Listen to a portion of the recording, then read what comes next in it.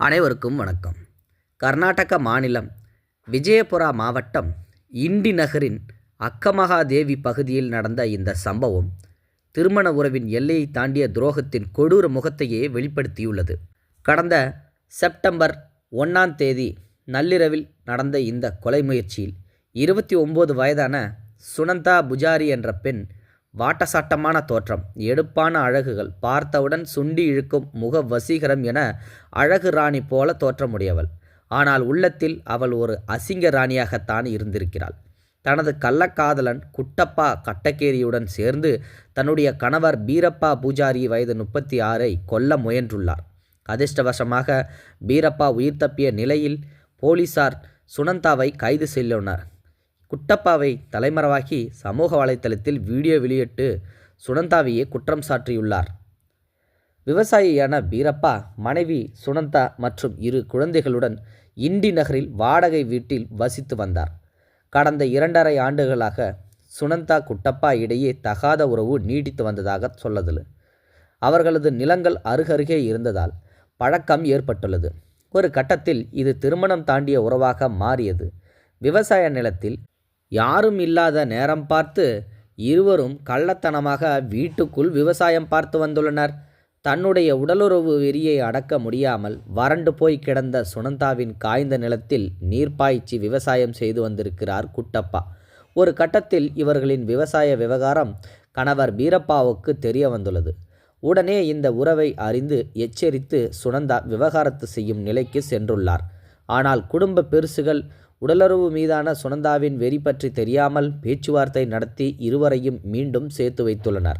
ஆனால் சுனந்தா தன்னுடைய கள்ள விவசாயத்தை கைவிடவே இல்லை. தன்னுடைய வாழ்க்கையில் இருந்து கணவனை அகற்றிவிட்டு காதலனுடன் சேர்ந்து வாழ வேண்டும் என்ற ஆசையில் சுனந்தா கொலை திட்டம் தீட்டினார். செப்டம்பர் 1ஆம் தேதி நள்ளிரவு குட்டப்பாவையும் மற்றொரு நபரையும் வீட்டுக்கு வரவழைத்துள்ளார். பீரப்பா ஆழ்ந்த உறக்கத்தில் இருந்தபோது கையில் கத்தியுடன் வந்த சுனந்தா கணவரின் ஆணுறுப்பை பிடித்து அறுத்து கொலை செய்ய முயன்றுள்ளார். ஆனால் பீரப்பா திடீரென கண்விழித்து பார்த்தபோது அதிர்ச்சியில் உறைந்தே போயுள்ளார். சுனந்தாவை ஒரே தள்ளு கீழே வீழ்த்தினார். கீழே விழுந்த சுனந்தாவை தள்ளிவிட்டு குட்டப்பா அவரது மார்பில் ஏறி அமர்ந்து கழுத்தை நெரித்தார். மற்றொருவர் கால்களை பிடித்து அடக்கி ஆணுறுப்பை கைகளால் தாக்கி நிலைகுலைய செய்ய முயன்றனர். சுனந்தா அருகில் நின்றுவிட்டு விடாதே, கொன்றுவிடு என்று கட்டளையிட்டதாக பீரப்பா கூறியுள்ளார். மரண பயத்தில் உயிருக்கு போராடிய பீரப்பா அருகில் இருந்த குளிர்சாதன பெட்டியை ஓங்கி உதைத்தார். அதில் இருந்த கேஸ் டேங்க் பயங்கர சத்தத்துடன் வெடித்து சிதறியது. இந்த சத்தம் கேட்டு 8 வயது மகன் எழுந்தான். அக்கம்பக்கத்தினரும் வீட்டுக்கு முன்பு ஓடி வந்தனர். இதை கண்டு பயந்த குட்டப்பாவும் அவரது உதவியாளரும் அங்கிருந்து தப்பி ஓடினர். கடைசி நிமிடத்தில் பீரப்பாவின் உயிர் தப்பியது. சம்பவத்திற்கு பிறகு சுனந்தா நடிக்க தொடங்கினார். ஏன் இப்படி கத்துனீங்க? எதுவும் நடக்கலையே, ஏதாச்சும் கனவு கண்டீங்களா என்று கேட்டு தான் அப்பாவியைப் போல நடித்தார். ஆனால் பீரப்பா ஒரு நிமிடம் குழம்பி போனார். கனவு என்றால் காலில் கழுத்தில் காயம் வந்தது எப்படி? அனைத்தையும் பார்த்துவிட்டார்.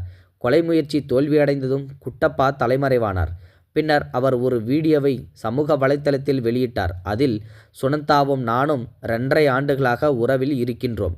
நிலங்கள் அருகே இருப்பதால் பழக்கம் ஏற்பட்டது. இந்த கொலை திட்டம் அவளதே. இப்போது என் மீது பழிபோட முயல்கிறார்கள். நான் போலீசில் முழு உண்மையை சொன்னாலும் சட்டம் பெண்களுக்கு சாதகமாக இருப்பதால் நம்ப மாட்டார்கள். எனவே என்று கூறி வீடியோவை வெளியிட்டார். அடுத்த நாள் காட்டுப்பகுதி மரக்கிளை ஒன்றில் குட்டப்பா சடலமாக லுங்கியில் தொங்கினார். பீரப்பாவின் புகாரின் பேரில் இண்டி போலீசார் வழக்கு பதிவு செய்து சுனந்தாவையும் கைது செய்தனர். குட்டப்பாவையும் தேடி வருகின்றனர். விஜயபுரா எஸ்பி லக்ஷ்மண் நிம்பர்கி நேரடி கண்காணிப்பில் விசாரணை நடக்கிறது. இந்த சம்பவம் உள்ளூரில் பெருத்த அதிர்ச்சியை ஏற்படுத்தியுள்ளது.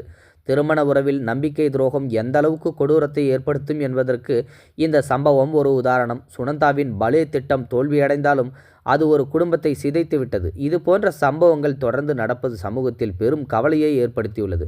போலீசார் மேலும் விசாரணையை நடத்திதான் வருகின்றனர். இந்த வீடியோ பற்றின கருத்துக்களை மறக்காமல் கமெண்ட் பாக்ஸில் சொல்லுங்கள். முடிந்தளவுக்கு இந்த வீடியோவை மற்றவங்களுக்கு ஷேர் பண்ணிவிடுங்க. தேங்க்ஸ் ஃபார் வாட்சிங்.